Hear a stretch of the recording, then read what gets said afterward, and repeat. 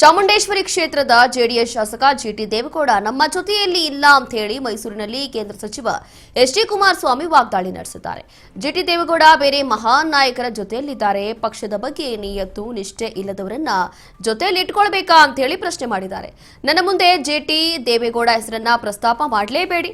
ನನ್ನ ಮನಸ್ಸಿಗೆ ಬಹಳ ನೋವಾಗುವ ಘಟನೆ ನಡೆದಿದೆ. ನಾನು ರಾಜೀನಾಮೆ ಕೊಡುವ ತಪ್ಪನ್ನ ಏನ್ ಮಾಡಿದ್ದೆ ಅಂತ ಹೇಳಿ ಪ್ರಶ್ನೆ ಮಾಡಿದ್ದಾರೆ. ಚಾಮುಂಡೇಶ್ವರಿ ಕ್ಷೇತ್ರಕ್ಕೆ ಬಹಳಷ್ಟು ಜನ ಅಭ್ಯರ್ಥಿಗಳು ಇದ್ದಾರೆ.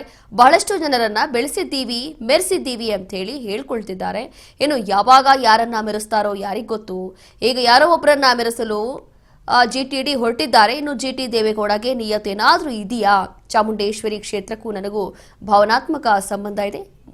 ಇನ್ನು ಚಾಮುಂಡೇಶ್ವರಿ ಕ್ಷೇತ್ರದಲ್ಲಿ ಯಾರನ್ನೇ ಅಭ್ಯರ್ಥಿ ಮಾಡಿದ್ರು ಕೂಡ ಗೆಲ್ತಾರೆ ಅಂತ ಹೇಳಿ ಕುಮಾರಸ್ವಾಮಿ ಹೇಳಿದ್ದಾರೆ. ಇವರ ಚಿಂತನೆ ಅವಧಿ ಏನು ಲೆಕ್ಕಾಚಾರ ಮಾಡ್ಕೊಂಡು ಕೂತರು. ಆ ಅವಧಿದ ಚರ್ಚೆ ಇನ್ನೂ ನಡೀತಾ ಇದೆ. ಇವತ್ತು ಯಾರು ಚರ್ಚೆ ಮಾಡಬೇಕು ಅವರು ಚರ್ಚೆ ಮಾಡ್ತಿಲ್ಲ. ಬೀದಿ ಬೀದಿಲಿ ಚರ್ಚೆ ಮಾಡ್ಕೊಂಡು ಕೂತ್ಕೊಂಡ್ರೆ ಹೋಗ್ಲಿ. ರಾಜ್ಯದ ಸಮಸ್ಯೆ ಬಗ್ಗೆ ಯಾರಾದರೂ ಒಬ್ಬರು ಚರ್ಚೆ ಮಾಡಿದ್ರ? ಮೆಕ್ಕೆಜೋಳ ಬೆಳೆದವನು ಇವತ್ತು ಮಾರಾಟ ಮಾಡೋಕ್ಕಾಗಲಿಲ್ಲ. ತೊಗರಿಬೇಳೆ ಬೆಳೆದ್ರು ಖರೀದಿ ಕೇಂದ್ರ ಇಲ್ಲ.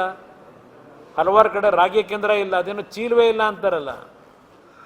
ಖರೀದಿ ಮಾಡೋದಕ್ಕೆ ರೈತರು ಬೆಳೆದ ಬೆಳೆ ಖರೀದಿ ಮಾಡಲಿಕ್ಕೆ ಇನ್ನು ಚೀಲ ಹುಡುಕ್ತಾ ಕೂತವ್ರಂತಲ್ಲ. ಚೀಲ ತರ್ಸೋಕ್ಕಾಗಲಿಲ್ಲ ಇವ್ರ ಯೋಗ್ಯತೆಗೆ. ಇದು ಈ ಸರ್ಕಾರ ನಡೀತಾ ಇರೋದು. ಚೇಂಜ್ ಆಗ್ದಾರ ಬಿಡ್ತಾರೋ ನನಗೇನು ಗೊತ್ತು. ನಾನೇನು ಜ್ಯೋತಿಷದನಲ್ಲ. ಅವ್ರು ಹೈಕಮಾಂಡ್ ತೀರ್ಮಾನ ಮಾಡ್ಕೋಬೇಕು. ನಮಗೆ ಇಲ್ಲಿ ಯಾರು ಸಿ ಎಮ್ ಆಗ್ತಾರೆ ಯಾರಾಗಲ್ಲ ನಮ್ಮ ಮುಖ್ಯ ಅಲ್ಲ. ಇವತ್ತು 136 ಸ್ಥಾನ ಕೊಟ್ಟರು ಜನ. ಇಲ್ಲಪ್ಪ ಒಳ್ಳೆ ಆಡಳಿತ ಕೊಡಿ ಅಂತ. ನೀವು ಮಾಡ್ತಿರೋದೇನು?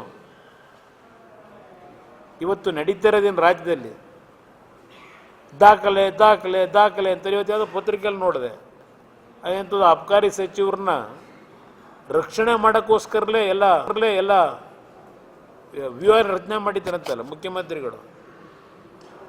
ಅಬಕಾರಿ ಸಚಿವರಿಗೆ ಕೇಂದ್ರ ಸರ್ಕಾರದಿಂದ ಟಾಸ್ಕ್ ಕೊಟ್ಟಿದ್ರು ಅವ್ರನ್ನ ರಕ್ಷಣೆ ಮಾಡೋಕ್ಕೆ ಅಂತ ಹೇಳಿ ಪತ್ರಿಕೆಯಲ್ಲಿ ಯಾವುದೋ ನೋಡಿದೆ.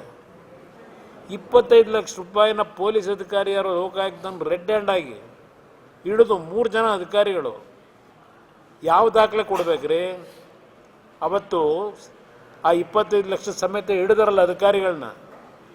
ಮಧ್ಯರಾತ್ರಿ 2 ಗಂಟೆವರೆಗೂ ಏನೇನು ನಾಟಕ ಆಡಿದ್ರಿ? ಇವರ ಚಿಂತನೆ